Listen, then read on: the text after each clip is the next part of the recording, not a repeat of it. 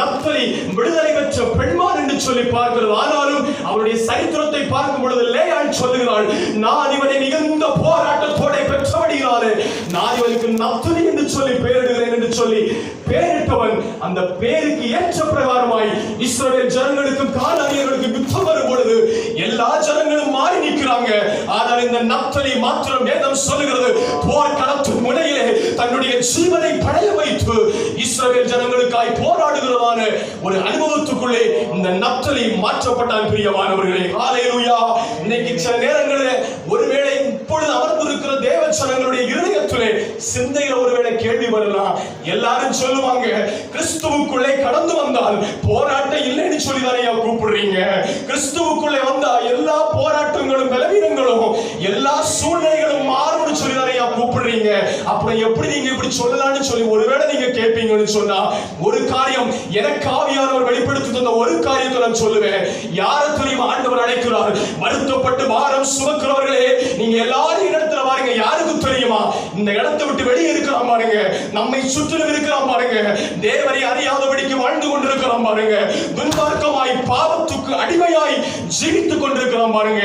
அவரை பார்த்துதான் ஆண்டவர் அழைக்கிறார், நீ வாயா, நீ வா, நீ உள்ளவா, என்னை நீ தேடு, என்னுடைய சமூகத்தை நீ நாடு, நான் உனக்கு பரிபூரண இளைப்பாறுதலை நான் தருவேன் என்று சொல்லி ஆண்டவர் அறைகூவல் விடுகிறார். பிரியமானவர்களே, ஆனா அதே நேரத்தில் உள்ள கடந்து வந்து கர்த்தருடைய வசனத்தை அறிந்த ஒரு தேவ பிள்ளை கொஞ்சமாய் வளர ஆரம்பிக்கும் பொழுது ஆண்டவர் என்ன தெரியுமா சொல்ல? அதே கேள்வியை நீங்க திருப்பி கேட்டீங்க, ஆண்டவர் என்ன தெரியுமா சொல்லுவாரு?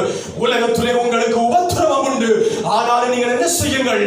திடன் கொள்ளுங்கள். காரணம், நான் உலகத்தை ஜெயித்தேன் ஐயா.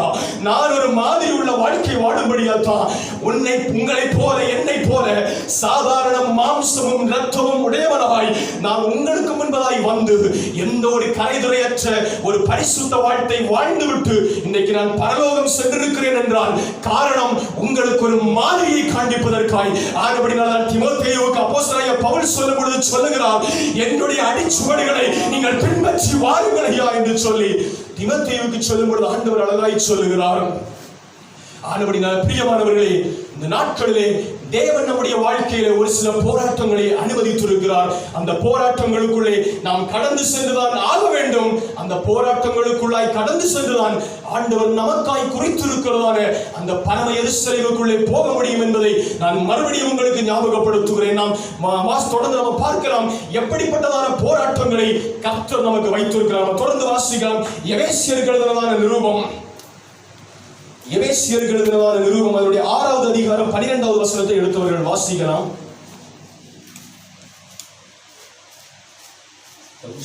பாருங்க. எபேசியருக்கு எழுதினதான, ஏனெனில் மாம்சத்தோடும் இரத்தத்தோடும் அல்ல, துரைத்தனங்களோடும் அதிகாரங்களோடும் இப்பிரபஞ்சத்தின் அந்தகார லோகாதிபதிகளோடும் வானமண்டலங்களில் உள்ள பொல்லாத ஆவிகளின் சேனைகளோடும் நமக்கு போராட்டம் உண்டு. ஆமென். இங்கே அப்போஸ்தலனாகிய பவுல் எபேசு சபைக்கு சொல்லும் பொழுது அழகாய் சொல்லுகிறார், யா மாம்சத்தோடும் இரத்தத்தோடும் அல்லையா, நமக்கு வேற ஒரு போராட்டம் இருக்கிறது. அது என்னன்னு சொன்னா, அவன் துரைத்தனங்களோடும் அதிகாரங்களோடும் இப்பிரபஞ்சத்தின் அந்தகார லோகாதிபதிகளின் வான மண்டலங்களில் கிரியை செய்கிற பொல்லாத ஆவிகளின் சேனைகளோடு நமக்கு ஒரு போராட்டம் உண்டு என்று சொல்லி, இன்றைக்கு நீங்க ரட்சிக்கப்பட்ட தேவ பிள்ளைங்களை பார்த்து அநேகரை பார்த்து கேட்பீங்கன்னு சொன்னா சொல்லுவாங்க, நான் ரட்சிக்கப்பட்ட 5 வருஷம் ஆயிடுச்சு, 2 வருஷம் ஆயிடுச்சு, 10 வருஷம் ஆயிடுச்சு, 15 வருஷம் ஆயிடுச்சு, ஆனால் என்னுடைய மாம்சத்தை என்னால் ஜெயிக்க முடியல என்று சொல்லுகிற அநேகரை என்னுடைய காதுகளால் நான் கேள்விப்பட்டிருக்கிறேன். ஒருவேளை நீங்களும் நானும் அப்படி சொல்லிக் கொண்டிருக்கலாம், ஐயோ சகோதரா, என்னுடைய சொந்த மாம்சத்தையே என்னால் ஜெயிக்க முடியவில்லையே, அப்படியானால் இப்ப சொல்லப்பட்ட இந்த காரியங்களை நான் எப்படி ஐயா ஜெயிக்க முடியும், நான் எப்படி இவைகளோடு கூட நான் போராட முடியும் என்று சொல்லுகிற ஒரு சூழ்நிலை ஒருவேளை நமக்குள்ளே கடந்து வரலாம். தேவ பிள்ளைகளே, கொஞ்சம் யோசிச்சு பாருங்க. நாம் ரட்சிக்கப்பட்டு இத்தனை ஆண்டுகள் ஆயிற்று, இன்னமும் நம்முடைய வாழ்க்கையிலே நம்முடைய சொந்த மாம்சத்தையே நம்மால ஜெயிக்க முடியல என்று சொன்னா, இங்க சொல்லப்பட்டிருக்கிற மற்ற காரியங்களுக்காக நாம எப்ப நம்ம அவைகளுக்காய் போராட போகிறோம், நாம் மற்ற காரியங்களை எப்பொழுது நாம ஜெயம் எடுக்க போகிறோம், கொஞ்சம் யோசிச்சு பாருங்க. பவுல் அழகாய் சொல்லுகிறார், ஐயா, மாம்சத்தோடும் இரத்தத்தோடும் போராடுகிறதை நீ கொஞ்சம் நிப்பாட்டிட்டு என்ன செய், நீ போராட வேண்டிய வேற ஒரு சில காரியங்கள் உனக்குள்ள இருக்கிறது ஐயா. வான மண்டலங்களை கிரியை செய்கிற பொல்லாத ஆவிகளின் சேனை ஒரு பக்கம் இருக்குது, ஒரு பக்கம் உனக்கு விரோதமாய் இருக்கிற பல்வேறு காரியங்கள், இப்படிப்பட்ட காரியங்கள் இருக்கிறது ஐயா. அவைகளோடு நீ போராடாதபடிக்கு இன்னைக்கு எத்தனை காலம் தான் உன்னுடைய சொந்த மாம்சத்தோடு கூட நீ போராடி போராடி போராடி தளர்ந்து போய் நீ இன்னைக்கு இருந்து கொண்டிருக்கிற. இன்னைக்கு நீங்க யோசிச்சு பார்க்கலாம், ஐயா, நான் ரட்சிக்கப்படுவதற்கு முன்பதாய், இயேசுவை அறிந்து கொள்வதற்கு முன்பதாய் நான் துன்மார்க்கமாய் வாழும் பொழுதெல்லாம் நான் சந்தோஷமாதான் வாழ்ந்தேன். என்னுடைய வாழ்க்கையில ஒரு போராட்டமும் இல்லை. நான் தொட்ட காரியங்கள் எல்லாம், நான் செய்த காரியங்கள் எல்லாம் ஜெயமாய் முடிந்தது. ஆனால் இன்றைக்கு ஏதோ நான் ரட்சிக்கப்பட்டேன், நான் கிறிஸ்துவுக்குள்ள நடத்தப்படுகிற ஒரு அனுபவத்துக்குள்ளே கடந்து வந்த பிறகுதானையா ஏன் இந்த போராட்டம் என்று சொல்லி கேட்டீங்கன்னு சொன்னா ஒரு காரியத்தை நாம சொல்லுவேன். ஒரே ஒரு காரியத்தை நான் இந்த பகல் நேரத்தில் சொல்ல முடியும். அதாவது ரட்சிக்கப்படுவதற்கு முன்பதாக நாம இந்த பிரபஞ்சத்தின் அதிபதியாகிய பொல்லாதவனுடைய கரத்துல நாம இருந்தோம். அவன் நினைச்சான் இவன் உள்ள போமாட்டான், இவன் ஜீவ மார்க்கத்துக்குள்ள போமாட்டான், நம்முடைய கரத்துல தானே இருக்கிறான், இவனுக்கு தேவையான எல்லா நன்மைகளையும் அவன் எதிர்பார்க்கிற பிரகாரமாய் செய்வோம் என்று சொல்லி வாரி வழங்கி கொடுத்தாங்க. ஆனா இப்போ நீ கிறிஸ்துவுக்குள்ள வர ஆரம்பிச்சுட்ட, கர்த்தரை குறித்து அறிய வேண்டிய பிரகாரம் அறிவதற்கு முயற்சி செய்யும் பொழுது இன்றைக்கு சத்துரு நம்மை பின்தொடருவான். பிரியமானவர்களே, நம்முடைய வாழ்க்கையில போராட்டங்களை அனுமதிப்பான். வாழ்க்கையில பலவீனங்களோ, வாழ்க்கையில பாடுகளா, வாழ்க்கையில உபத்திரவங்களா, ஒரு காரியத்தை நாம் அறிந்து கொள்ள வேண்டும்.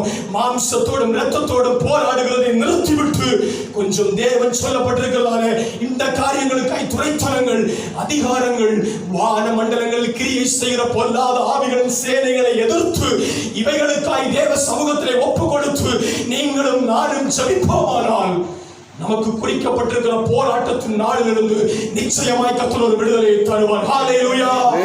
வாசிக்கிறவங்க சத்தமாய் ஹalleluya. ஆமென். ஹalleluya. இரத்தத்தோடு சொல்லும் பொழுது, இரத்தம் அப்படின்னு சொல்லும் பொழுது இன்றைக்கு அநேக தேவ ஜனங்கள் ரட்சிக்கப்பட்டிருக்கிறேன்னு சொல்லுவோம். தேவ ஜனங்கள் இன்றைக்கு போராடுகிறதான ஒரு அனுபவம். இந்த ரத்தம் அப்படின்னு சொன்னா நம்ம பார்க்கிறோம், வேதத்திலே நம்ம பார்க்க முடியும். அதாவது இரத்த சம்பந்தமான உறவுகளோடு கூட நாம் இன்னைக்கு என்ன செய்கிறோம், போராடி கொண்டிருக்கிறோம். அது சபையா இருந்தாலும் சரி, ஒரு ரட்சிக்கப்பட்ட தேவ ஜனங்களுடைய கூட்டமாக இருந்தாலும் சரி. அதான் வேதம் சொல்லுகிறது தெளிவா. இஸ்ரவேல் ஜனங்கள் எகிப்தின் அடிமைத்தனத்திலிருந்து கானானுக்குள்ளே பிரவேசிக்கும் பொழுது ஆண்டவர் சொல்றார், அவர்கள் ஏதோம் தேசம் வழியாக கடந்து வர வேண்டியதான ஒரு சூழ்நிலை அவர்களுக்கு வரும் பொழுது ஆண்டவர் சொல்லுகிறார், என்ன சொல்றாரு, அப்பா நீ யோதோம் கூட என்ன செய்யாத, சண்டை போடாத, அவனுடைய நிலத்துல நான் ஒரு அடி கூட நான் உனக்கு தரமாட்டேன். காரணம், அவன் யாக்கோபுடைய சகோதரன், அவனுடைய ரத்த சொந்தம். நீ ஒரு கிளாஸ் தண்ணி வாங்கி குடிச்சவுடன் என்ன பண்ணு, அதற்குரிய கிரயத்தை கொடுத்து நீ என்ன செய், நீ அதை வாங்கி குடித்து போஜனம் பண்ணி அந்த இடத்தை விட்டு ராஜபாதையாய் நீ வெளியே வான்னு சொல்லி ஆண்டவர் சொல்லுகிறதை பார்க்கிறோம். பிரியமானவர்களே, ஆனபடினால இன்றைக்கு நம்முடைய இரத்த சம்பந்தமான நம்முடைய சகோதரர்கள் சகோதரிகளோடு கூட போராடுகிறதை நிறுத்திவிட்டு என் ஆண்டவர் நமக்கு முன்பதாய் வைத்திருக்கிறவான துரைத்தனங்கள், அதிகாரங்கள், இப்பிரபஞ்சத்தின் அந்தகார லோகாதிபதிகளின் சேனைகள், வான மண்டலங்களில் கிரியை செய்கிறதான பொல்லாத ஆவிகளோடு கூட போராடுவதற்கு இன்றைக்கு நம்முடைய முழங்கால்களை நாம் ஒப்புக் கொடுப்போமானால் தேவன் நம்முடைய வாழ்க்கையை குறித்திருக்கிறதான போராட்டத்தை மாற்றுவதற்கு என் ஆண்டவர் பலனுள்ளவராக இருக்கிறார். ஹalleluya. ஹalleluya. இரண்டாவது ஒரு காரியத்தை நாம் பார்க்கலாம். எபிரேயர்களின் நிருபம், எபிரேயர்களின் நிருபம் அதனுடைய 12வது அதிகாரம் 4வது வசனத்தை வாசிக்கலாம். பாவத்திற்கு விரோதமாய் போராடி ரத்தம் சிந்தப்படத்தக்கதாக நீங்கள் இன்னும் எதிர்த்து நிற்கவில்லை. இன்னும் ஒரு விஷயம் சத்தமா அதை வாசிங்க சிஸ்டர். பாவத்திற்கு விரோதமாய் போராடுவதற்கு ரத்தம் சிந்தப்படத்தக்கதாக நீங்கள் இன்னும் எதிர்த்து நிற்கவில்லை. ஒரு அழகான ஒரு வார்த்தைங்க. இந்த வாசிக்கும் பொழுது எத்தனை பேர் நீங்க உள்வாங்கிக் கொள்ளுகிறீங்க எனக்கு தெரியல. அதாவது தெளிவாய் வசனம் சொல்லுகிறது, நீங்கள் பாவத்துக்கு விரோதமாய் ரத்தம் சிந்தப்படத்தக்க அளவுக்கு நம்ம என்ன செய்யப்பட வேணுமாம், நம்முடைய வாழ்க்கையில போராட வேண்டும். இன்னைக்கு நம்ம எத்தனை பேர் பாவத்துக்கு விரோதமாய் நம்ம போராடி கொண்டிருக்கிறோம். அதாவது என்னுடைய வாழ்க்கையில பாவம் வந்துவிடக் கூடாதையா, என்னுடைய வாழ்க்கையில பாவம் என்ன சூழ்நிலையிலும் அணுகிவிடக் கூடாது என்று சொல்லி நம்ம எத்தனை பேர் பாவத்துக்கு விரோதமாய் ஒரு வேலி அடைத்துக் கொண்டு நம்ம போராடி கொண்டிருக்கிறோம். என்ன கேட்ட என்னுடைய வாழ்க்கையில் அநேக நேரங்களில் பாவம் மேற்கொள்ளுகிற அனுபவங்கள் உண்டுதான். ஆனால் எத்தனை பேர் நாம் அதற்காய் பிரயாசப்படுகிறோம்? என்னுடைய வாழ்க்கையிலே போராட்டங்கள் வந்துவிடக் கூடாது ஐயா, என்னுடைய வாழ்க்கையிலே போராட்டங்கள், பாடுகள், இப்படிப்பட்டதான பாவங்கள் என்னுடைய வாழ்க்கையை தொட்டுவிடக்கூடாது, என்னுடைய ஆத்மாவை தொடக்கூடாது என்று சொல்லி நாம் எத்தனை பேர் போராடுகிறோம்? நாம இன்னைக்கு என்ன செய்யறோம் தெரியுமா? எல்லாத்துக்கும் ஒரு காம்ப்ரமைஸ், அதாவது எல்லாத்துக்கும் நம்ம என்ன செய்யறோம்?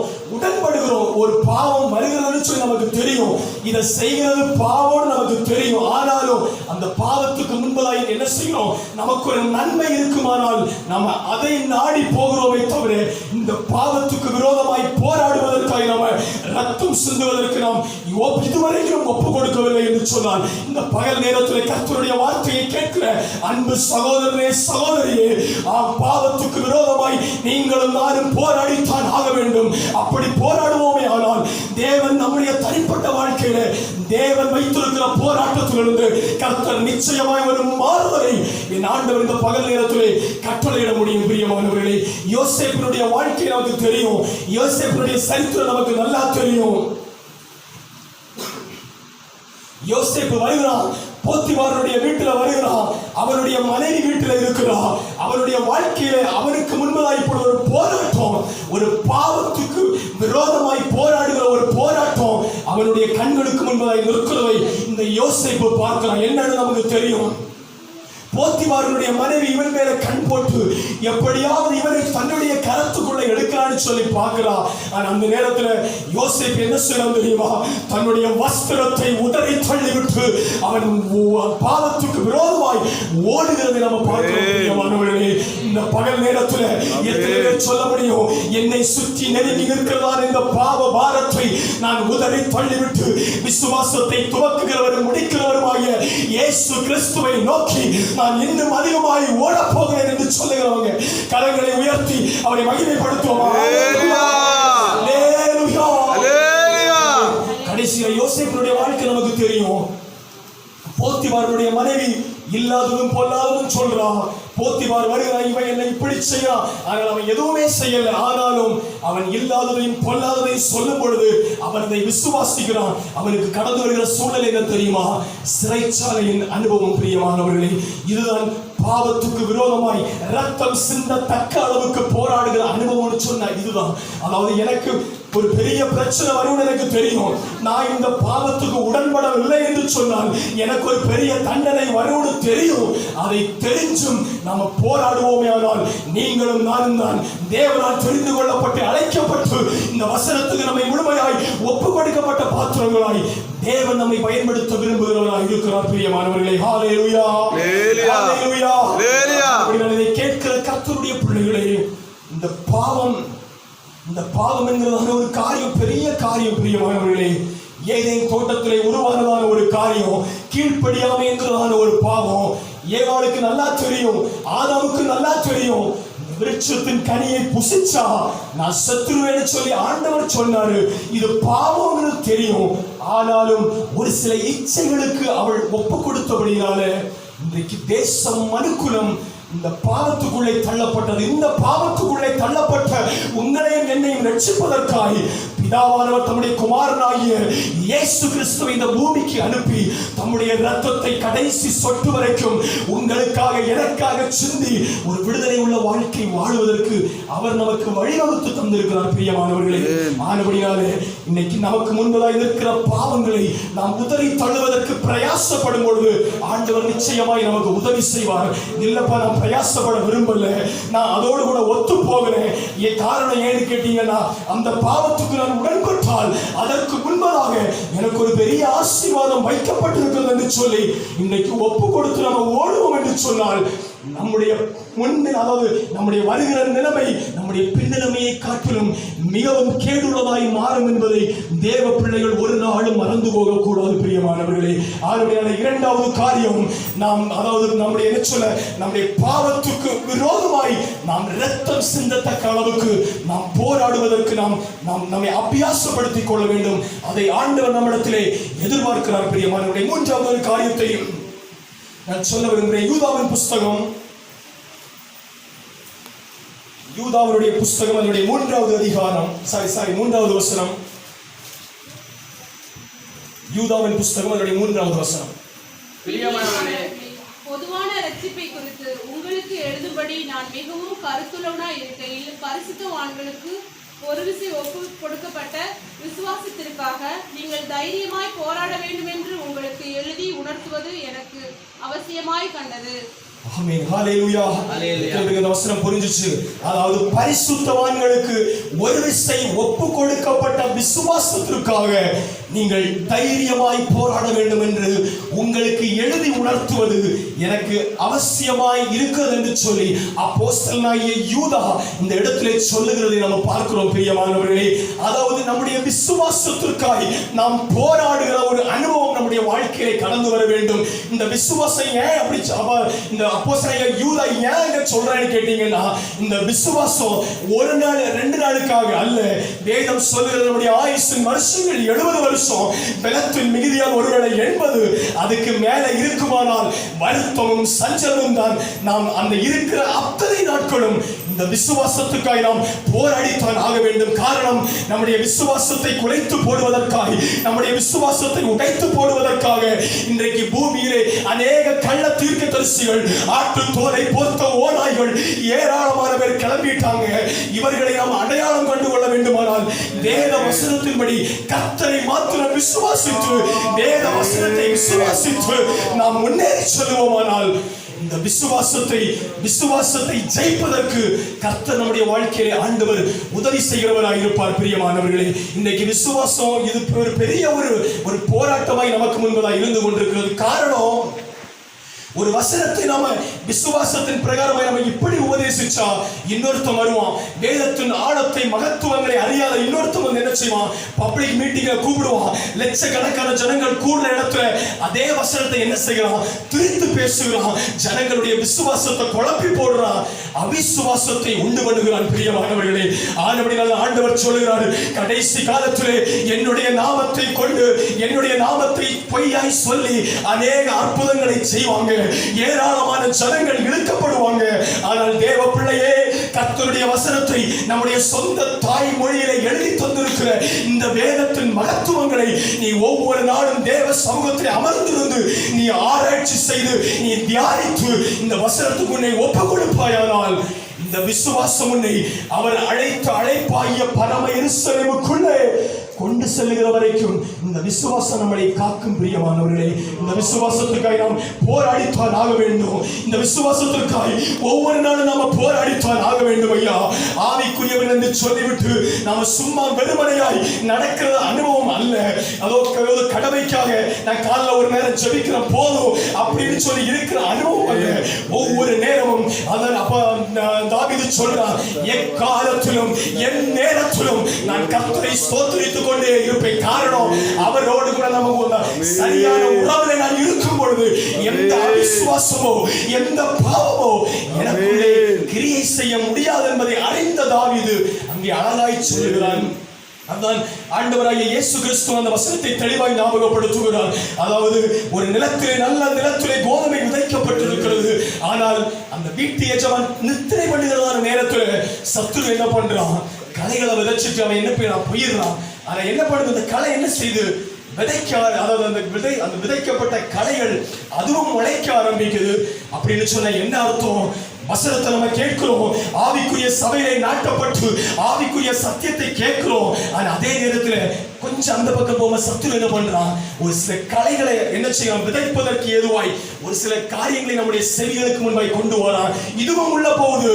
என்ன செய்யறோம், அப்ப இதுவும் நம்ம வளர்கிறதுக்கு சில நேரங்கள் என்ன செய்கிறோம், இடம் கொடுக்க வேண்டிய ஒரு சூழ்நிலைக்குள்ளே நீங்களும் நானும் தள்ளப்படுகிறோம். ஆனால் பிரியமானவர்களே, கர்த்தருடைய வசனம் தான் அப்போஸ்தலனாகிய பேதுரு அழகாய் சொல்லுகிறார், உங்களை விசாரித்து கேட்டு அறிகிற யாவருக்கும் நீங்கள் சாந்தத்தோடும் நிதானத்தோடும் வணக்கத்தோடும் உத்தரவு சொல்ல நீங்க அறிந்திருக்கிற மார்க்கத்தை குறித்து சத்தியமாய் நீங்கள் அறிந்து கொள்ளுங்கள், நீங்கள் தைரியமாய் பேசுங்கள் என்று சொல்லி அப்போஸ்தலனாகிய பேதுரு சொல்லுகிறதை நம்ம பார்க்கிறோம். பிரியமானவர்களே, ஆனபடினாலே நம்முடைய விசுவாசத்துக்கு விரோதமாய் நம்முடைய விசுவாசத்தை குலைத்து போடுவதற்கு விரோதமாய் எழும்புகிறதான சத்துருவனுடைய கிரியைகளை நாம் அடையாளம் கண்டுகொண்டு இந்த பகல் நேரத்திலே அப்படிப்பட்ட கிரியைகளுக்கு நம்மை ஒப்பு கொடுப்போமே. ஆனால் கர்த்தர் இந்த பகல் நேரத்தில் சொல்லுகிறார், உனக்கு குறிக்கப்பட்ட போராட்டத்தின் நாள் இன்றோடு கூட நான் அதை முடித்து போடுவேன். காரணம், நீ எதற்காய் போராட வேண்டுமோ அதற்காய் போராடுவதற்கு உன்னை ஒப்பு கொடுத்தபடினால உன்னுடைய தனிப்பட்ட போராட்டத்தை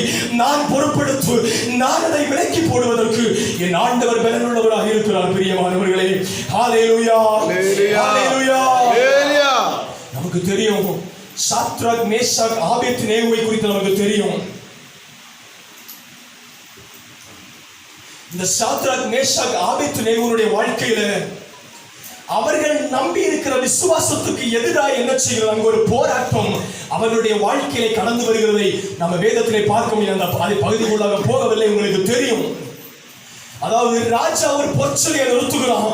அது விக்கிரகத்தை வணங்கக்கூடாது, சேவிக்க கூடாது, அதற்கு முன்பதை பணியக்கூடாது என்பதை இந்த தேவ மனுஷர்களாகிய தானியேலும் சாத்ராக் மேஷாக் ஆபேத்நேகோ நன்றாய் அறிந்திருந்தாங்க. அவர்களுக்கு நல்லா தெரியும். ஆனால் என்ன பண்ணாங்க, அப்படி இருந்த போதிலும் கூட அவர்களுக்கு முன்பதாய் ஒரு போராட்டம். சாதாரண போராட்டம் அல்ல, உங்களுக்கும் எனக்கும் வருகிற போராட்டம் அல்ல. தீச்சூளை இத்தனை நேரம் சாதாரண தீச்சூளதான். ஆனால் கர்த்தருக்காய் விசுவாசமாய் நிற்கிற தேவ பிள்ளைக்கு அங்க பார்க்கிறோம் 7 மடங்கு சூடு, 7 மடங்கு சூடு. அப்படின்னு சொன்னா அந்த சாதாரண சூட்டுக்கு முன்னாடியே நிக்க முடியாது. அப்படின்னா 7 மடங்கு சூட்டு நான் யோசிச்சு பாருங்க. ஆனால் அவர்கள் என்ன செய்யறாங்க, ஐயா இந்த போராட்டத்துக்கு நாம் ஒப்பு கொடுப்பதற்கு நான் ரெடியா, நான் ஆயத்தம், நாங்கள் ஆராதிக்கிற தேவன் எங்களை தப்புவிக்க வல்லவராய் இருக்கிறார் என்று சொல்லி மார்த்தட்டி சொன்னா பாருங்க. அப்படிப்பட்ட ஒரு விசுவாசம் தேவ பிள்ளையே இந்த பகல் நேரத்தில் உங்களுக்குள்ளும் எனக்குள்ளும் கடந்து வருமானால் என் ஆண்டவர் நிச்சயமாய் நம்மை கனப்படுத்துவார், நிச்சயமாய் நம்மை கனப்படுத்துவார். எத்தனை பேர் இந்த வசனத்தை உண்மையாய் உள்வாங்கிக் கொள்றீங்க எனக்கு தெரியல. எத்தனை பேர் வசனத்தை கேட்கிறீங்க எனக்கு தெரியல.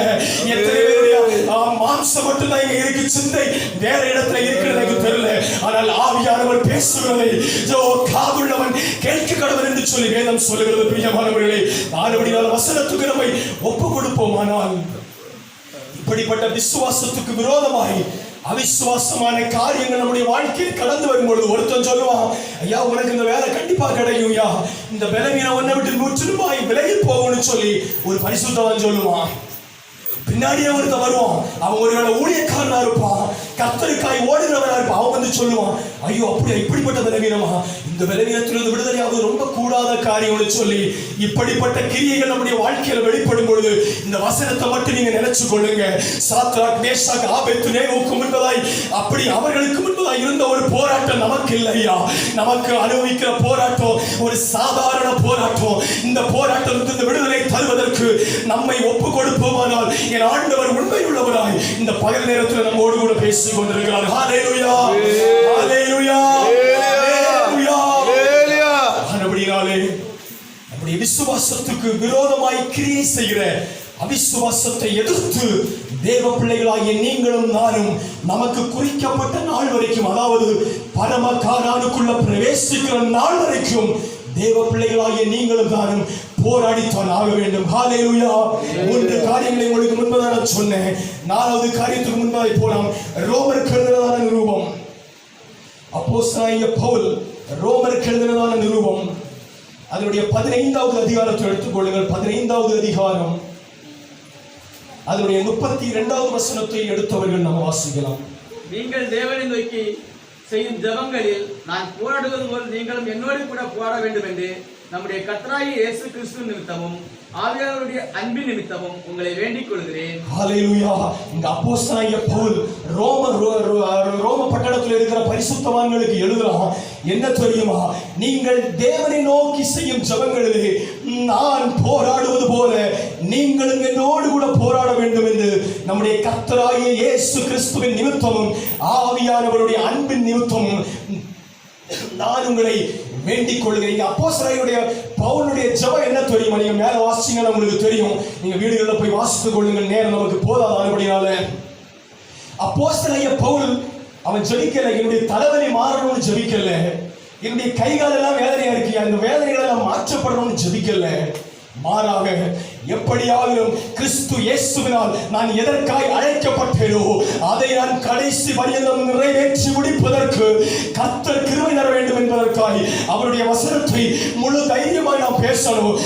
அவருடைய சத்தியத்தை சத்தியமாய் நான் உபதேசிக்கணும். எனக்கு விரோதமாய் எழும்புகிற யூத ஜனங்கள், புற மார்க்கத்தார், கிரேக்கர்கள், யூதர்களுக்கு முன்பதாய் நான் எப்படியாவது தப்பித்துக் கொள்ள வேண்டும் என்று சொல்லி அவன் கர்த்தருடைய வசனத்திற்காய் போராடுகிறதை நாம் பார்க்கிறோம். பிரியமானவர்களே, இன்றைக்கு நாம ஜெபத்துல போராடுறோம் உண்மைதான். எதற்காய் போராடுறோம் தெரியுமா? ஒரு வேலை வேணுமா? நம்ம 3 நாள் உபவாசம் பண்றோம், 4 நாள் உபவாசம் எடுக்கிறோம். இல்ல நம்முடைய வாழ்க்கையில் ஒரு பலவீனமா உபவாசிக்கிறோம், உபவாசித்து மணிக்கணக்கா தேவ சமூகத்தில் விழுந்து கிடக்கிறோம். இதுவும் பத்தாதுன்னு சொன்னா இப்பதான் நமக்கு எங்க பல இடங்கள்ல ஜெப கோபுரங்கள் வந்துருச்சு. எழுதிடுறோம் லெட்டரை, இதா எனக்காய் ஜெபம் பண்ணுங்கன்னு சொல்லி, என்ன அப்படியாவது ஒரு பதில் கிடைக்குமான்னு சொல்லி பல விதங்களில் நம்ம முயற்சி செய்கிறோம். ஆனால் தேவ பிள்ளைகள் ஜெபத்திலே போராட வேண்டிய ஒரு சில ஜெபங்கள் உண்டு. பிரியமானவர்களே, இந்த பகல் நேரத்துல நேரம் இருக்கிறபடினால நான் உங்களுக்கு அந்த வசனத்தை மட்டும் நான் ஞாபகப்படுத்த விரும்புகிறேன். இன்னைக்கு நம்முடைய தேவைகளுக்காக மாத்திரம் ஒரு சின்ன வட்டத்தை போட்டுட்டு அந்த வட்டத்துக்குள்ள உட்கார்ந்து உங்களுக்காய் எனக்காய் ஜெபம் பண்ணி கொண்டிருக்கிற தேவ பிள்ளையே, அப்படிப்பட்ட அனுபவத்தை இந்த பகல் நேரத்தில் நீங்க மாற்றுவீர்களே ஆனால் தேவன் நம்முடைய வாழ்க்கையை குறித்திருக்கிறதான தேவன் நமக்கு வைத்திருக்கிற நாட்கள் என்னென்ன போராட்டங்கள் இருக்கிறதோ அத்தனை போராட்டங்கள் இருந்து விடுதலையை தந்து ஒரு ஜெயமுள்ள வாழ்க்கையை வாழ்வதற்கு என் ஆண்டவர் உதவி செய்ய வல்லவராய் நம்மோடு கூட உலாவிக் கொண்டிருக்கிறார். பிரியமானவர்களே, ஹல்லேலூயா. வாசிக்கிற மத்தேயு எழுதின சுவிசேஷம், மத்தேயுவின் சுவிசேஷம் அதனுடைய 26வது அதிகாரம் 41வது வசனத்தை எடுத்தவர்கள் வாசிக்கலாம். மத்தேயு 26:41. நீங்கள் சோதனைக்கு உட்படாதபடிக்கு விழித்திருந்து ஜெபம் பண்ணுங்கள். தேவ பிள்ளையே, இன்னைக்கு நம்ம ஜெபிக்கிறோம், ஜெபத்துல தேவனோடு போராடுறோம். அதற்கு ஆதாரமா ஒரு வசனத்தை நம்ம எடுத்துக்கிறோம். என்ன தெரியுமா? யாக்கோபு தேவனோடு கூட போராடினாயா, யாக்கோபு தேவனோடு போராடி ஆசீர்வாதத்தை சுதந்திரிச்சு கொண்டா. அத போல எனக்கும் ஆசீர்வாதம் வேணும். அவரை போல நான் ஜெபிப்பேன். என்னை ஆசீர்வதித்தால் ஒழிய நான் போக விட மாட்டேன்னு சொல்லி அப்படி கட்டி பிடிக்கிற அனுபவங்கள் நம்முடைய வாழ்க்கையில உண்டு. ஐயா, அப்படிப்பட்ட அனுபவங்கள் நம்முடைய வாழ்க்கையில உண்டு. ஆனால் அப்போஸ்தலனாகிய பவுல் ஒரு சில காரியங்களை தெளிவுபடுத்துகிறார். மாத்திரமல்ல, கர்த்தராகிய இயேசு கிறிஸ்து தன்னுடைய சொந்த வாயினால சொன்ன காரியத்தை தான் நாம் இப்ப வாசிச்ச கேட்டோம். தொடர்ந்து ஒரு சில 3-4 காரியங்களை சொல்ல போறோம். எல்லாமே இயேசு கிறிஸ்து சொன்ன காரியம்.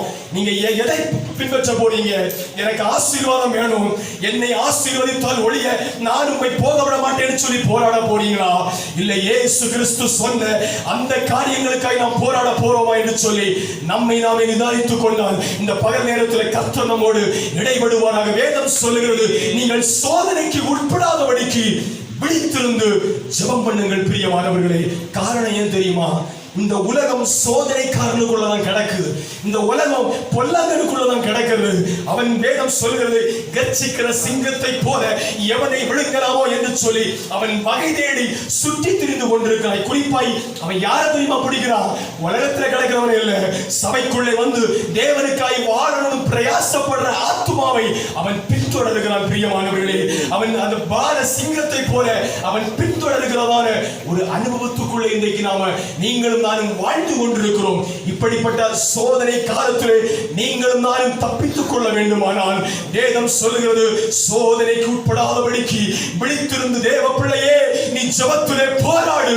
உன்னுடைய வாழ்க்கையிலே ஜெயத்தை தருவதற்கு ஆண்டவர் பலனுள்ளவராய் இந்த பகல் நேரத்தில் நம்மோடு கூட பேசிக் கொண்டிருக்கிறார். ஹல்லேலூயா, ஹல்லேலூயா. இன்னைக்கு உங்களை பார்த்து நான் ஒரே ஒரு கேள்வி கேட்கிறேன். இன்னைக்கு நம்ம பல காரியங்களுக்காக நம்ம ஜெபிக்கிறோம். நான் என்னை சேர்த்துதான் நான் கேட்கிறேன். அநேக காரியங்களுக்காக நம்ம ஜெபம் பண்றோம். ஆனால் எத்தனை பேர் இன்னைக்கு நம்ம நித்திரைக்கு முன்பதாய் நம்ம நித்திரை பண்ணுவதற்கு முன்பதாய் நம்ம ஒவ்வொருவரும் ஜெபிக்கிற அனுபவத்தில் உள்ளவங்க தான் ஒத்துக்கொள்ளுகிறேன். ஆனால் ஜெபிப்பதற்கு முன்பதாய் நாம் தூங்குவதற்கு முன்பதாய் எத்தனை பேர் நம்ம ஆண்டவரை பார்த்து கேட்கிறோம், ஆண்டவரே நான் இப்ப நித்திரைக்கு நேரா போறேன், ஒருவேளை உங்களுடைய வருகை இந்த ராத்திரியில இருக்குமானால் அல்லது எனக்கு நீங்க குறித்திருக்கிற நாள் இந்த ராத்திரியோட முடியுமானால் என்னை உங்களுடைய ராஜ்யத்துக்கு நேராய் தகுதிப்படுத்துங்கப்பா. அதற்கு விரோதமாய் இருக்கிற எல்லா காரியங்களையும் இந்த ராத்திரி நேரத்தில் என்னை மன்னித்து கழுவி என்னை ஈசோப்பினால் சுத்திகரித்து என்னை ஏற்றுக்கொள்ளும் என்று சொல்லி ஜெபிக்கிறவர்கள் இந்த இடத்துல இருப்பீர்களானால் கர்த்தர் உங்களை ஆசீர்வதிப்பாராக. தம்முடைய உன்னதமான மகிமைக்கு தம்மை ஆயத்தப்படுத்துவாராக. அப்படி நீங்க ஜெபிக்கலைன்னு சொன்னா என் அன்பு தேவஜனமே, உங்க தம்பியா நினைச்சு இந்த இடத்துல உங்களுக்கு சொல்றேன், இந்த ஜெப விண்ணப்பத்தை மட்டும் ஒவ்வொரு நாளும் ஒவ்வொரு நேரம் ஒரு பிரயாணத்துக்காக இருந்தாலும் சரி, இல்ல ஒரு யாத்திரை பண்ணுகிறதா இருந்தாலும் சரி, நித்திரைக்கு நேரம் இல்ல ஏதோ ஒரு எந்த அனுபவத்துக்குள்ள ஜெபம் பண்ணாலும் சரி, ஆண்டவரே உம்முடைய வருகை ஒருவேளை இந்த நேரத்தில் இருக்குமானால், இல்ல எனக்கு நீங்க குறிச்சிருக்கிற நாள் இன்றோட முடிவுன்னு சொன்னா எப்படியாகும் உம்முடைய வருகையில நான் எடுக்கப்படுவதற்கப்பா, பரிசுத்தவான்களுடைய உயிர் தொழுதலை பங்களிப்பதற்கு என்னை தகுதியுள்ளவனாய் மாற்றுங்கப்பா, என்னை மாற்றுவப்பா, என்னை மாற்றும்னு சொல்லி இந்த பகல் நேரத்தில் யார் யார் ஒப்பு கொடுக்கிறீங்களோ ஆவியானவர் நம்மோடு கூட தான் இடைபடுகிறார், நம்மோடு கூட பேசுகிறார். பிரியமானவர்களே, இந்த பகல் நேரத்தில் நாம் சோதனைக்கு உட்படாதபடிக்கு நாம் விழித்திருந்து ஜெபத்திலே போராட வேண்டியது அவசியமாய் இருக்கிறது. பிரியமானவர்களே, இரண்டாவது காரியம், அதே மத்தேயு எழுதின சுவிசேஷம் 24வது அதிகாரம் 42வது வசனத்தை எடுத்தவர்கள் வாசிக்கலாம். 42வது வசனம், 24:42. உங்கள் ஆண்டவர் இந்த நாளிகையிலே வருவார் என்று நீங்கள் அறியாதிருக்கிறபடியினாலே நீங்கள் விழித்திருங்கள். பிரியமானவர்களே, ஹல்லேலூயா. நீங்களும் நானும் ஒரு விசுவாசத்தில் இருக்கிறோம். என் ஆண்டவராகிய இயேசு கிறிஸ்து மறுபடியும் இந்த பூமிக்கு வருவார். யார் யார் பரிசுத்தமாய் ஜீவிக்கிறார்களோ அவர்களுக்காக ஜனங்களை, அவர்கள் மரித்தோரானாலும் சரி உயிரோடு இருக்கிறவர்களாலும் சரி, அவர்களை மறுபடியும் தம்முடைய ராஜ்யத்துக்குள்ளே சேர்ப்பதற்காய் என் ஆண்டவர் மறுபடியும் வருவார் நமக்கு தெரியும். ஆனா எப்ப வருவார் நமக்கு தெரியாது. அது யாருகிட்டே அவர் சொல்லல, கூட இருக்கிற தூதர்களுக்கும் தெரியாது, ஏன் குமாரனாகிய இயேசு கிறிஸ்துவுக்கே தெரியாதுன்னு சொல்லி அவர் சொல்லும் பொழுது வசனம் அதற்கு கீழே ஒரு ஓமை சொல்லப்பட்டிருக்கு. நீங்க வீட்டுல போய் நேரம் இருந்துச்சுன்னா நீங்க வீட்டுல போய் நீங்க வாசிச்சு பாருங்க. அதாவது ஒரு வீட்டு எஜமான் என்ன செய்வானா, ஒரு திருடன் இந்த நேரத்துல வருவான் என்று சொல்லி என்ன சொல்ல அவருக்கு தெரியாது. ஒருவேளை தெரிஞ்சிருந்தவன் என்ன பண்ணுவான், தன்னுடைய வீட்டை கண்ணமிடாதபடிக்கு திருடாதபடிக்கு தன்னுடைய பொருட்களை காத்துக் கொள்வதற்கு அவன் என்ன செய்வான், அவன் ஒரு ஆயத்தத்தோடு எதிர்பார்ப்போடு கூட இருப்பான். பிரியமானவர்களே, அதே போல இன்னைக்கு தேவ சமூகத்திலே கடந்து வந்திருக்கிற இந்த சின்ன கூட்டத்தை பார்த்து ஆண்டவர் சொல்றாரு, நான் எப்ப வருவேன்னு உனக்கு தெரியாது. இன்னைக்கு உலகம் ஒருவேளை பரிகாசிக்கும். 2000 வருஷத்துக்கு முன்பதாவே உன் ஆண்டவர் வரேன்னு சொன்னாரு, எங்கேயான்னு சொல்லி உன் உலகம் பரிகாசிக்கு. நீ சொல்லு, ஆண்டவருடைய பார்வையில ஒரு நிமிஷம் ஒரு வருஷத்தை போலவும் ஒரு வருஷம் ஒரு இமைப்பொழுதை போலும் இருக்கிறது. ஆனால் அவர் வருவார், நிச்சயமாய் வருவார். பரிசுத்தவான்களை கூட்டி சேர்ப்பதற்காக நிச்சயமாய் வருவார் ஐயா. அவருடைய வருகை இந்த நேரம் எனக்கு தெரியாதபடியால நீங்களும் நானும் விழித்திருந்து தேவ பிள்ளையே ஜெபத்திலே நேரத்தை செலவிடுவதற்கு இந்த பகல் நேரத்திலே உங்களை ஒப்பு கொடுப்பீர்களே ஆனால் என் ஆண்டவர் நம்மை பார்த்து ஆசீர்வதிக்கப்பட்ட என் பிதாவினால் ஆசீர்வதிக்கப்பட்ட சந்ததிகளே, உலகம் உண்டானது முதல் உங்களுக்காய் ஆயத்தம் பண்ணப்பட்ட நித்திய இளைப்பாறுதலுக்குள்ளே பிரவேசிங்கள் என்று சொல்லி வலதுபுறமாய் நம்மை அழைத்துக் கொண்டு நம்மை நித்திய காலானுக்குள்ளே சேர்ப்பதற்காய் என் ஆண்டவர் நிச்சயமாய் வருவார். பிரியமானவர்களே, ஆனால் நம்ம செய்ய வேண்டிய போராட்டம் என்ன தெரியுமா?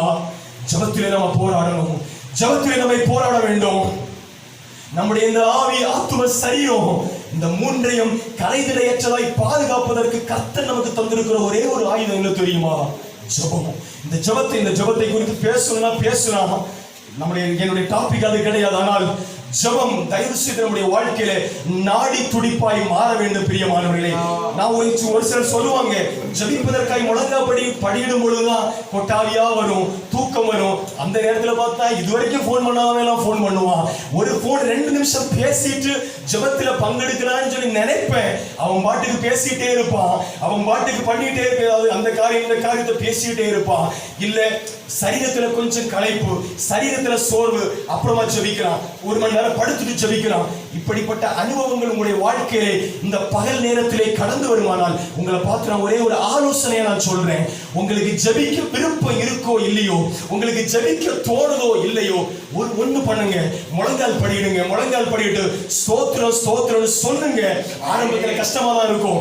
ஆரம்பத்துல ஒரு மாதிரி மனசு எங்கெங்கயோ போவோம், இருதயம் டைவர்ட் ஆகும், வேற எங்கெங்கயோ காரியங்களுக்கு போவோம். இருந்தாலும் நேரம் விடாதீங்க. மறுபடியும் ஸ்தோத்திரம் சொல்லி என்ன களைப்பின் நடுவிலும் 4 நிமிஷம் சொல்லுங்க, 5 நிமிஷம் சொல்லுங்க. 10 நிமிஷம் போகும்போது உங்களை அறியாமலே பரலோக மகிமை உங்களை ஆட்கொள்வதை தேவ பிரசன்னத்தை நீங்களும் நானும் அறிந்து கொள்ள முடியும். பிரியமானவர்களே, எத்தனை பேர் இந்த பிரசன்னத்துக்குள்ள அனுபவித்து நடக்கிறீங்க எனக்கு தெரியாது. ஆனால் உங்களுக்கு நான் ஆலோசனையாய் சொல்லுகிறேன், ஏற்றுக்கொள்ள மனதானால் நீங்க ஏற்றுக்கொள்ளுங்க. கர்த்தர் நிச்சயமாய் நம்மை அப்படிப்பட்ட ஒரு அனுபவத்துக்குள்ளே நம்மை நடத்துகிற தேவனாய் இருக்கிறார். பிரியமானவர்களே, ஹல்லேலூயா, ஹல்லேலூயா. நம்முடைய வாழ்க்கையிலே மூச்சாய் மாறட்டும். அதான் ஃபாதர் பெர்க்மன்ஸை அழகா பாடுவாரு, ஜெபம் என்னுடைய வாழ்க்கையிலே உயிர் மூச்சாய் மாற வேண்டுமே என்று சொல்லி பாடுகிறார் அவரே. பிரியமானவர்களே, அதே போல ஜெபத்தின் மேன்மையை உணர்ந்த தேவ பிள்ளைகள், ஜெபத்தின் மகிமையை கண்டிருக்கிற தேவ பிள்ளைங்க, என்ன களைப்பின் மத்தியிலும் பரவாயில்ல, சோர்வின் மத்தியிலும் பரவாயில்ல, நமக்கு குறிக்கப்பட்ட போராட்டத்தின் நாட்கள் நம்ம ஜெபித்து தான் ஆக வேண்டும். நம்முடைய வாழ்க்கையில நம்முடைய போராட்டத்திலிருந்து விடுதலையை பெற்றுக்கொள்ள வேண்டுமானால் ஜெபித்து தான் ஐயா விடுதலையை பெற்றுக்கொள்ள முடியும். எப்படிப்பட்ட சூழ்நிலை கடந்து வரட்டும், எப்படிப்பட்ட பலவீனங்கள் கடந்து வரட்டும், இழப்புகள் கடந்து வரட்டும், போராட்டங்கள் கடந்து வரட்டும், அந்த நேரத்திலும் தேவனுக்காய் தேவ சமூகத்திலே ஒப்பு கொடுத்து ஜெபிப்பதற்கு உன்னை ஒப்பு கொடுப்பாயானால் ஆண்டவர் நமக்காய் குறிக்கப்பட்டிருக்கிற அந்த நித்திய மகிமைக்குள்ளே நம்மை கொண்டு சேர்ப்பதற்கு ஆண்டவர் பலனுள்ளவராய் நம்முடைய நடுவில் இந்த பகல் நேரத்தில் பேசிக் கொண்டிருக்கிற மூன்றாவது ஒரு காரியத்தை சொல்லுகிறேன். லூக்கா எழுதின சுவிசேஷம் 21வது அதிகாரம், லூக்கா எழுதின சுவிசேஷம் 21வது அதிகாரம் அதனுடைய 36வது வசனத்தை எடுத்து சத்தமா வாசிக்கலாம். ஆகையால் இனி சம்பவிக்க போகிற இவைகளுக்கெல்லாம் நீங்கள் தப்பி மனுஷருக்கு முன்பாக நிற்க பாத்திரவான்களாக கண்ணப்படுவதற்கு எப்பொழுதும் ஜெபம் பண்ணி விழித்திருங்கள் என்றார். ஆமென். இந்த உலகத்திலே இனி சம்பவிக்க போகிற ஒரு சில காரியங்கள் உண்டு. அந்த அதிகாரத்தை நீங்க முழுமையா வாசிச்சீங்கன்னா உங்களுக்கு தெரியும். அதாவது மத்தேயு கடைசி அதிகாரத்துல நீங்க வாசிச்சீங்கன்னு சொன்ன இந்த சொல்லப்பட்ட காரியங்கள் அங்கதான் இருக்கிறது. அதாவது இனி உலகத்திலே சம்பவிக்க போகிற காரியங்கள் என்ன என்ன சீஷர்கள் ஆண்டவரை பார்த்து கேட்பாங்க, ஆண்டவரே உலகம் எடுத்துக்கொள்ளப்படுவதற்கு முன்னதாக சம்பவிக்க போகிற காரியங்கள் என்னன்னு சொல்லி கேட்கும் பொழுது ஆண்டவன் ஒரு பட்டியலை போடுவார். அந்த பட்டியலுடைய தொடர்ச்சி தான் நீங்க இப்ப வாசிக்கப்பட்ட அந்த அதிகாரத்தினுடைய தொடர்ச்சி. அதாவது இனி உலகத்திலே சம்பவிக்க போகிற இவைகளுக்கு நீங்கள் தப்பி பிழைத்து மனுஷகுமாரனுக்கு முன்பதாக நிற்பதற்கு பாத்திரவான்களாய் வாழ வேண்டுமானால் தேவ பிள்ளையே நீ விழித்திருந்து ஜெபத்திலே போராட வேண்டியது அவசியம். ஹல்லேலூயா, ஹல்லேலூயா. இனி இந்த உலகத்துல என்னென்ன சம்பவிக்க போகுது நமக்கு தெரியாது. ஒரே ஒரு கொள்ளை நோய்க்கு உலகம் தாங்க மாட்டேங்குது. வேதம் சொன்னதுதான் உலகத்துல கொள்ளை நோய் வரும்னு சொல்லி ஆண்டவர் சொல்லி இருக்கிறார். வரும்தான்.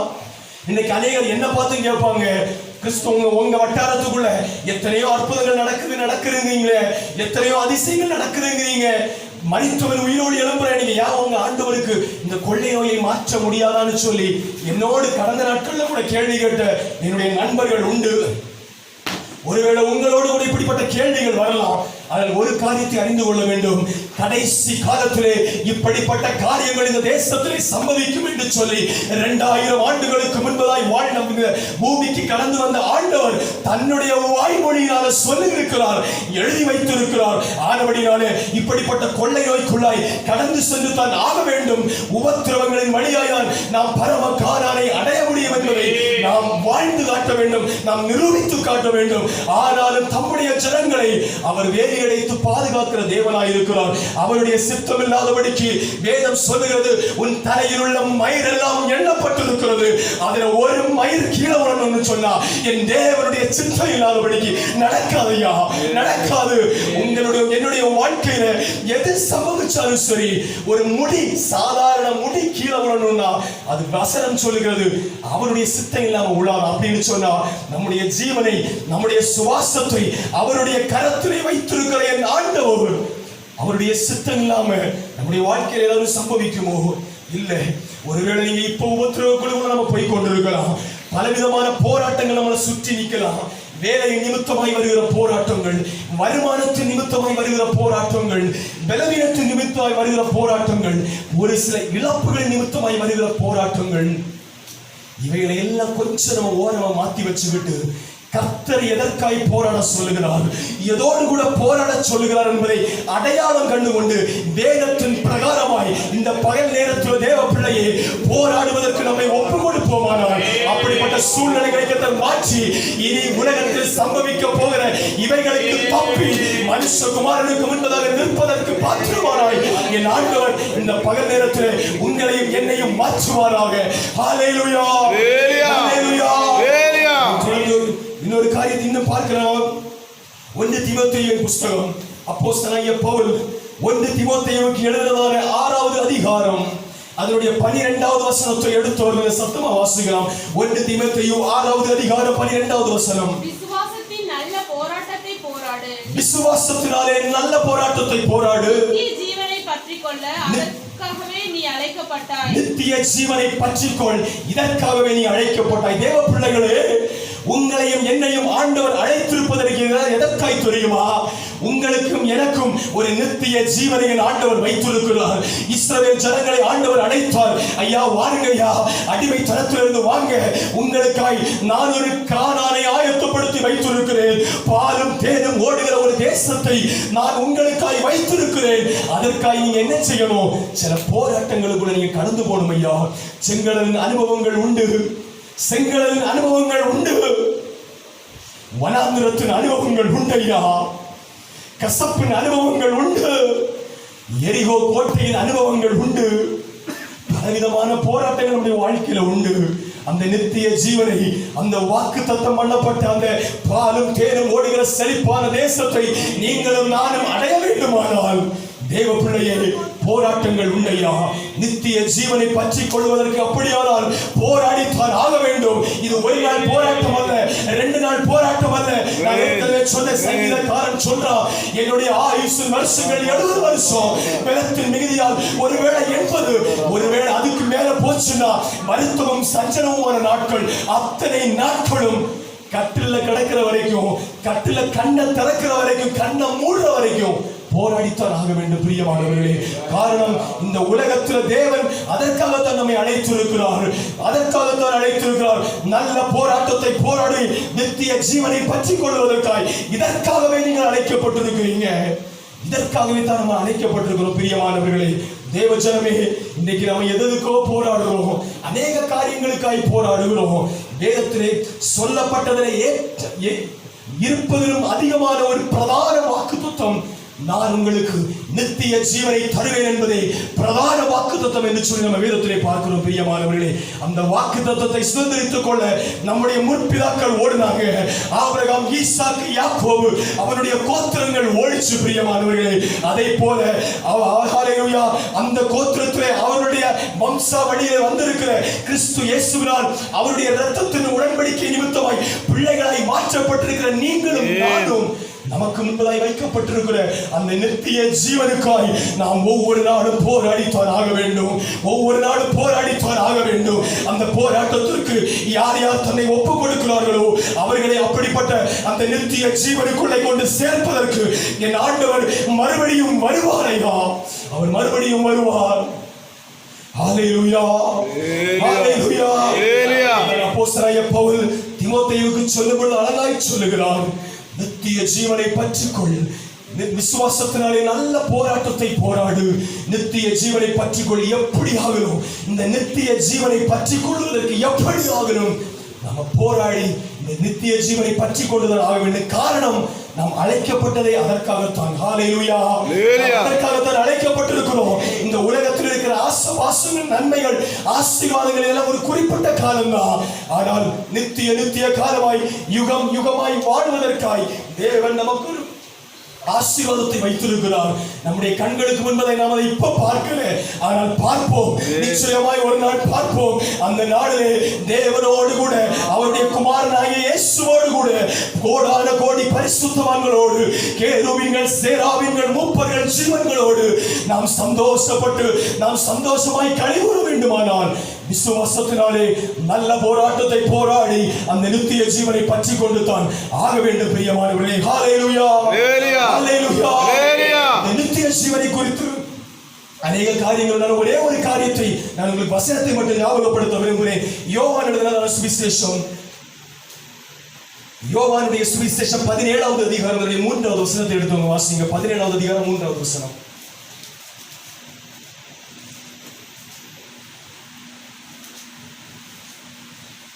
ஒன்றான மெய் தேவனாகிய உம்மையும் நீர் அனுப்பினவராகிய இயேசு கிறிஸ்துவையும் அறிவதே நித்திய ஜீவன். ஆமென்.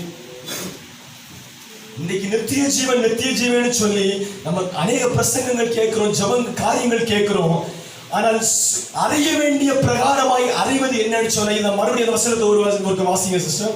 ஒன்றான மெய் தேவனாகிய உம்மையும்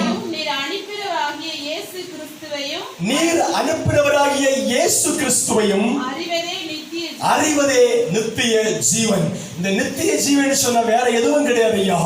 ஆண்டவராகிய ஒன்றான மெய்தேவனாகிய அந்த தேவனை நம்ம அறிய வேண்டிய பிரகாரம் அறிந்து விசுவாசிக்க வேண்டிய பிரகாரம் விசுவாசித்து குமாரனாகிய இயேசு கிறிஸ்துவை இந்த பிதாவாகிய தேவனை குமாரனாகிய இயேசு கிறிஸ்து மூலமாய் ஏற்றுக்கொள்கிற பூரணமாய் நம்முடைய இருதயத்துக்குள்ள ஏற்றுக்கொள்கிறதான ஒரு அனுபவம் தான் நித்திய ஜீவன் என்று சொல்லி பார்க்கிறோம். தொடர்ந்து உள்ள வசனங்களை நம்ம பார்த்த வசனம் சொல்கிறது, தேவனிடத்தில் விசுவாசமாய் இருந்து அவருடைய மாம்சத்தை புசித்து அவருடைய இரத்தத்தை பானம் பண்ணுகிறவனுக்கு நித்திய ஜீவன் உண்டு, கடைசி நாளிலே நான் அவனை எழுப்புவேன் என்று சொல்லி ஆண்டவர் சொல்லுகிறார். பிரியமானவர்களே, இப்படிப்பட்டதான இந்த நித்திய ஜீவனை சுதந்திரித்துக் கொள்வதற்கு தேவ பிள்ளையே ஒவ்வொரு நாளும் நமக்கு குறித்திருக்கிறதான ஒவ்வொரு நாளும் நீங்களும் நானும் போராடி இந்த நித்திய ஜீவனை அடைவதற்கு நாம் பிரயாசப்படுவோமாக.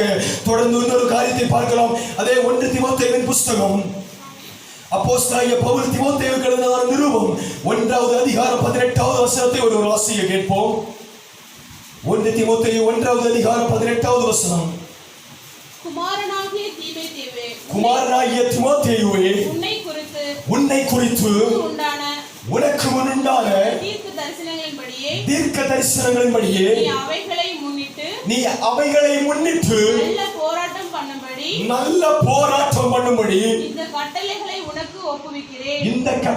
உனக்கு ஒப்புவிக்கிறேன். அதிகமாக விளக்கி சொல்ல நான் போகல, காரணம் எனக்கு கொடுக்கப்பட்ட நேரம் முடிஞ்சிருச்சு, நான் முடிச்சிருவேன். அதாவது வசனம் என்ன சொல்லுது அப்படின்னு சொன்னா, உங்களுக்கும் எனக்கும் ஆண்டவர் ஒரு தரிசனத்தை தந்திருக்கிறார், ஒரு அழைப்பை தந்திருக்கிறார். இன்னைக்கு இந்த இடத்துல இருக்கிற எத்தனை பேர் நீங்க பிறக்கும் போதே கிறிஸ்தவங்களா பிறந்தீங்கன்னு எனக்கு தெரியாதுன்னா, நான் ஒரு இந்து மார்க்கத்திலிருந்து தான் பிறந்தேன். இந்து மார்க்கத்திலிருந்து பிறந்து இந்து மார்க்கத்தில் தான் நான் வளர்ந்தேன். ஒரு குறிப்பிட்ட காலத்துக்கு முன்பதாக நான் கிறிஸ்துவை அறிந்து கொண்டேன், கிறிஸ்துவை அறிய வேண்டிய பிரகாரம் அறிவதற்கு முயற்சி செய்தேன்.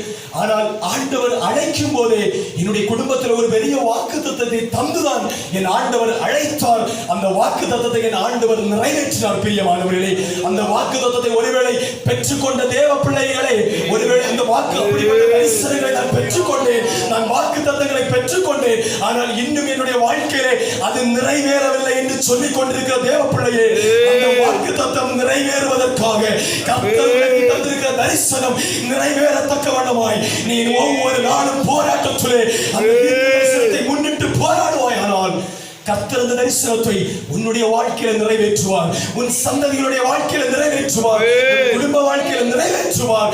நிறைவேற்றுவது மாத்திரமல்ல, மகிமையான அனுபவத்துக்குள்ளே நம்மை கொண்டு சேர்ப்பதற்கு என் ஆண்டவர் பலனுள்ள தெய்வம். ஹல்லேலூயா, ஹல்லேலூயா.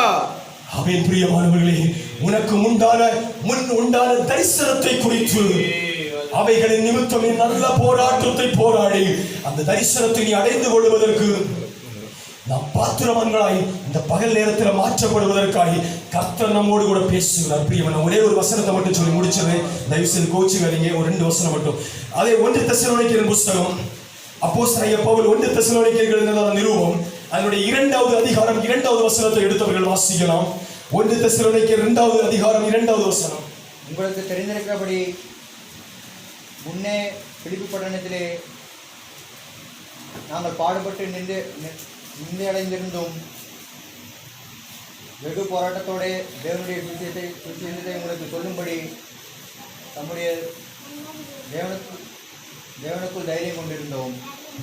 இங்கு சொல்லப்பட்டிருக்கிறது கர்த்தருடைய சுவிசேஷத்தின் நிமித்தமாய், அதாவது கர்த்தருடைய வசனத்தை சொல்லுவதற்காய் அப்போஸ்தலனாகிய பவுல் போராடுறதான ஒரு அனுபவத்தை நேரத்தில் சொல்லப்படும். நான் உங்களுக்கு ஒரு ஆலோசனை, ஒரே ஒரு காரியத்தை மட்டும் சொல்லி அப்படி முடிச்சிடுறேன். தொடர்ந்து ஒரு வசனத்தை கூட நம்ம வாசிச்சு முடிச்சிடலாம்.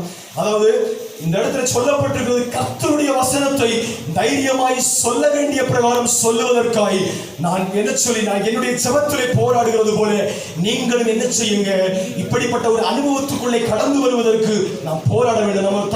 நம்ம வழக்கத்தின்படி சொல்லுவோம்னு சொன்னா, அதாவது நாம் ஒரு நன்மையை பெற்றுக் கொண்டோமானால், அதாவது நாம் ஒரு இன்பத்தை பெற்றுக் கொண்டோமானால், அந்த இன்பத்தை என்ன செய்யணுமா, மற்றவங்களுக்கு பகிர்ந்து கொடுக்கிற ஒரு அனுபவத்துக்குள்ள என்ன செய்யணுமா, நம்ம மாற்றப்பட வேண்டுமா. ஆனபடினால கர்த்தராகிய ரட்சிப்பு, கர்த்தராகிய இயேசு கிறிஸ்துவின் ரட்சிப்பை அறிந்திருக்கிற தேவ பிள்ளைகளாகிய நீங்களும் நானும் அதை அறியாதவர்களுக்கு என்ன செய்யணும், ஒவ்வொரு நாளும் சொல்லுவதற்கு நம்ம பிரயாசப்படணும். பிரியமானவர்களே, இயேசுவின் அனுபவத்தை குறித்து, இயேசு வாழ்ந்த வாழ்க்கையை குறித்து நம்ம அறியாதவர்களுக்கு நம்ம சொல்லி ரட்சிப்புக்குள்ளே நடத்துவதற்கு, ஞானஸ்நான சத்தியத்துக்குள்ளே நடத்துவதற்கு, பரிசுத்த ஆவியின் அனுபவத்துக்குள்ளே நடத்துவதற்கு நீங்களும் நானும் ஒவ்வொரு நாளும் பிரயாசப்பட வேண்டும். அப்போஸ்தலனாகிய பவுல் அதைத்தான் சொல்றான், நான் போராடுவேன் ஐயா, நான் அதை போலதான் போராடுவேன். ஆனபடியால் சொல்றாரு, நீங்கள் நான் கிறிஸ்துவை பின்பற்றுவது போல நீங்களும் என்னை பின்பற்றுகிறவர்களாக இருங்கள் என்று சொல்லி இந்த வேதம் முழுக்க நீங்க வாசிச்சீங்கன்னு சொன்னா அப்போஸ்தலனாகிய பவுல் மட்டும் அந்த வார்த்தையை சொல்லி இருப்பாரு. வேற யாரும் இந்த வார்த்தையை சொல்ல முடியாது. காரணம், அப்போஸ்தலனாகிய பவுலை குறித்து நமக்கு தெரியும். அவர் ஒரு பெரிய ஐஸ்வர்யவான், கமாலியனுடைய பாதபடியில் இருந்து கல்வி கற்றதான ஒரு கல்வி நிபுணர்.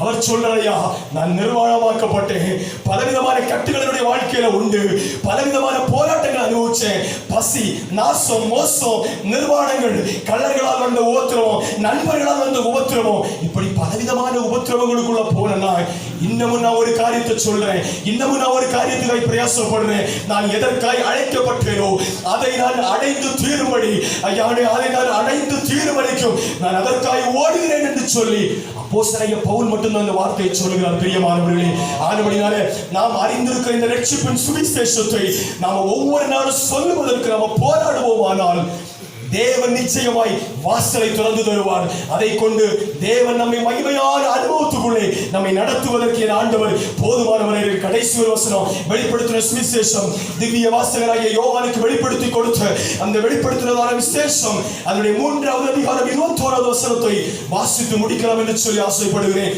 21வது வசனம், நான் ஜெயம் கொண்டு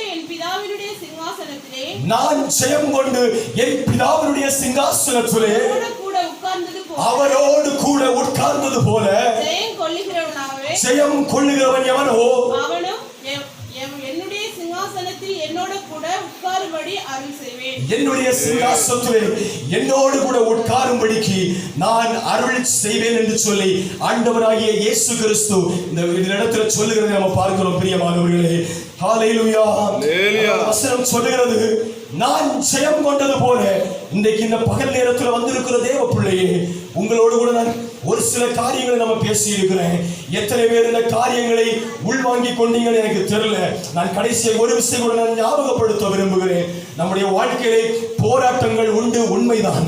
ஆனால் அந்த போராட்டங்களை ஆவிக்குரியவர்கள் என்று சொல்லி அடையாளம் காட்டிக் கொள்ளுகிற நீங்களும் நானும் அப்படிப்பட்ட உலக சம்பந்தமான போராட்டங்களை கொஞ்சம் மாற்றி வைத்து விட்டு கர்த்தர் சொல்லுகிறதான போராட்டங்கள், அதாவது மாம்சத்தோடும் இரத்தத்தோடும் போராடாதபடிக்கு துரைத்தனங்களோடும் அதிகாரங்களோடும் இப்பிரபஞ்சத்தின் அந்தகார லோகாதிபதிகளின் சேனைகளோடும் வானமண்டலங்களில் கிரியை செய்கிற பொல்லாத ஆவிகளின் சேனைகளோடும் போராடுவதற்கு தேவ பிள்ளையே இந்த காலை நேரத்தில் உங்களை ஒப்புக் கொடுக்கும்படியாய் ஆவியானவர் உங்களை ஞாபகப்படுத்துகிற 2வது, பாவத்துக்கு விரோதமாய் போராடுவதற்கு நாம் ரத்தம் சிந்தப்படத்தக்க அளவுக்கு நீங்களும் நான் போராட வேண்டும். பிரியமானவர்களே, ஒருவேளை பாவம் நம்மை சுற்றிலும் நெருங்கி நிற்கலாம்.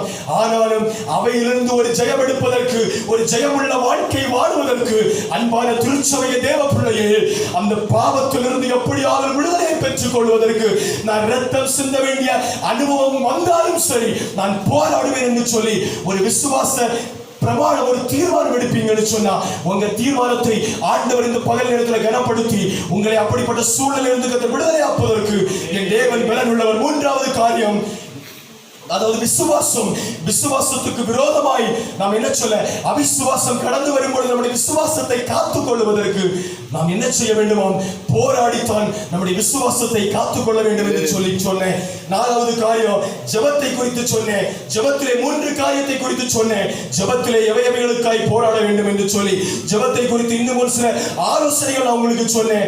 தயவு செய்து இந்த நாளில இருந்து நீங்க அதை அபியாசப்படுத்திக் கொள்ளுங்கள். தேவன் நம்மை கனப்படுத்துவார்.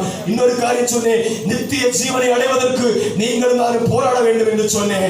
இன்னொரு காரியம், நமக்கு உண்டான தீர்க்க தரிசனம், நமக்கு முன்னுண்டான ஒரு தரிசனம், அந்த தரிசனத்தை பெற்றுக் கொள்வதற்காய் கடைசி பரியந்தம் நீங்களும் நானும் போராட வேண்டும் என்று சொன்னேன்.